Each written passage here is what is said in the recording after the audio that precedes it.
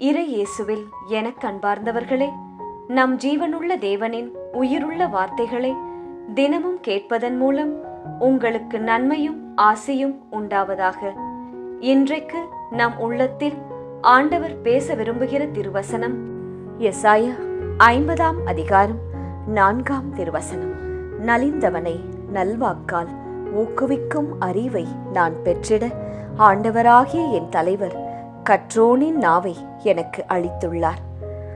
இறை இயேசுவில் எனதருமை நண்பர்களே, உங்கள் அனைவருக்கும் நாம் இயேசுவின் அன்பை உரித்தாக்குகின்றேன். இன்றைய புனிதராம் புனித பிலிப்பு நேரியிடம் நமக்காக இறை இயேசுவிடம் பரிந்து பேசி அவரின் மேலான இரக்கத்தை பெற்று தரும்படி மன்றாடுவோம். நண்பர்களே, வாரத்தின் முதல் வேளை நாளாம் இன்று ஆண்டவராகிய இயேசுவின் கரங்களில் அந்த நாளை இந்த வாரம் முழுவதையும் ஒப்படைத்து ஜெபித்து தொடங்குங்கள். அப்போது நிச்சயம் இந்த நாளும் இந்த வாரமும் ஒரு வெற்றியுள்ள நாளாக வாரமாக அமையும். ஒவ்வொரு வேலையும் செய்யும் போது அவசரப்படாதீர்கள். நிறுத்தி நிதானமாக செய்யுங்கள். பதறாத காரியம் சிதறாது. மற்றவர்கள் முடித்து விட்டார்கள் என்றால் பரவாயில்லை, நீங்கள் திருந்த செய்யுங்கள். உங்கள் பொறுப்புள்ள நேர்த்தியான வேலையை பார்க்கின்ற உங்கள் மேலதிகாரியோ அல்லது உங்கள் குடும்பமோ நிச்சயம் அதற்கான சன்மானத்தை உங்கள் கரங்களில் தருவார்கள். இந்த குணத்தை தரும்படி இயேசுவிடம் நாம் கேட்க வேண்டும். மன்றாடுனால் நீங்கள் பெற்றுக்கொள்ளலாம். இன்றைய வசனம் அதையே நமக்கு கூறுகிறது.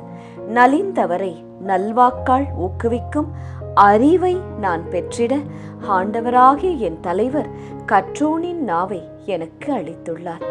ஆக இயேசு நமக்கு அறிவை தருகிறாராம். அந்த அறிவை வைத்து ஞானமாய் நாம் நடந்து வாழ்க்கையில் இந்த உலகத்தில் பிழைத்து கொள்ள வேண்டும். பிறரையும் உயர்த்திவிட வேண்டும். அப்படியல்லாமல் கர்த்தராகிய இயேசு உங்கள் செவியை திறக்கும் போது நீங்கள் அதற்கு உட்படாமல் எதிர்த்து பின்வாங்கினால் ஒன்றும் செய்ய முடியாது. ஆம் நண்பர்களே, எப்போதுமே இயேசு நமக்கு சொல்லிக் கொடுக்க தயாராகத்தான் இருக்கிறார். நாம் தான் அவரது குரலுக்கு சட்டை பண்ணுவதே கிடையாது. ஜெபத்தில் அமர்வதே இல்லை. ஜெபமாலை ஜெபிப்பதும் கிடையாது. என் குடும்பத்தில் ஏன் இந்த சமாதானமற்ற நிலை? ஏன் பிள்ளைகள் இப்படி மோசமாய் பிஹேவ் பண்ணுகிறார்கள் என்று சிந்திப்பதும் இல்லை. ஆண்டவரே, நான் என்னை எப்படி மாற்றிக்கொள்ள வேண்டும்? குடும்பத்தாரிடம் நான் எப்படி நடந்து கொள்ள வேண்டும்? எனக்கு கற்றுத்தாரும் ஆண்டவரே என்று இயேசுவிடம் நாம் மன்றாடுவதும் இல்லை. அப்படித்தானே? பிறகு எப்படி மாற்றம் வரும்? ஒரு குடும்ப தலைவனும் தலைவியும் கூடி ஜெபிக்க ஆரம்பித்தாலே போதும், எல்லா தரித்திரமும் குடும்பத்திலிருந்து நீங்கி போய்விடும். செழிப்பு உண்டாகும். அதே போல்தான் வேலை செய்யும் இடத்திலும் பிசினஸ் செய்யும் இடம், அங்கேயும் சமாதானம் அற்ற நிலை இருக்கின்றதா? யாரும் எனக்கு உதவி செய்யவில்லை என்றால் அதற்கு காரணம் என்ன? சிந்தியுங்கள். ஆண்டவரே, என் தலைவரே, கற்றோனின் நாவை எனக்கு கொடுத்தருளும்.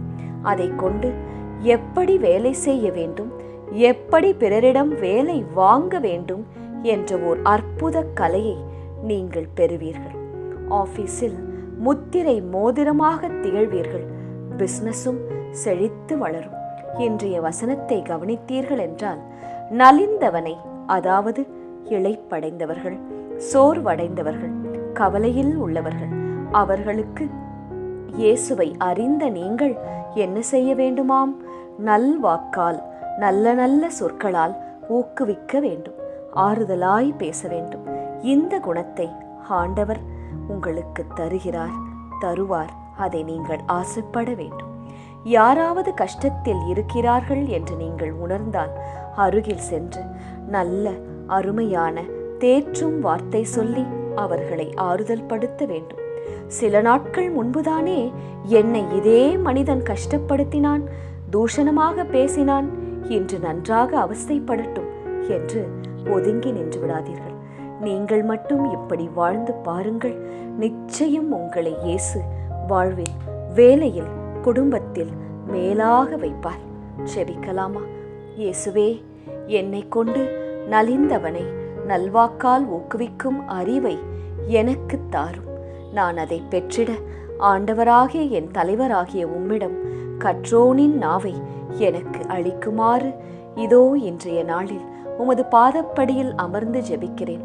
கற்றோனின் நாவும் நல்ல வாக்கும் என் குடும்பத்திலும் என் வேலை இடத்திலும் என் பிசினஸ் இடத்திலும் எனக்கு உதவும். அதன் மூலம் ஞானமாய் நடந்து அறிவாய் பேசி நான் இந்த உலக வாழ்விலும் பக்தி வாழ்விலும் பிழைத்துக் கொள்ள செழித்து வளர உதவும் இயேசுவே.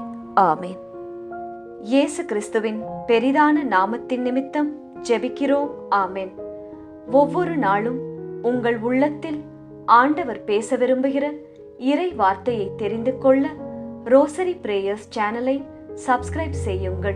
மேலும் உங்கள் நண்பர்கள் மற்றும் உறவினர்களுடன் ஷேர் செய்யுங்கள். நன்றி.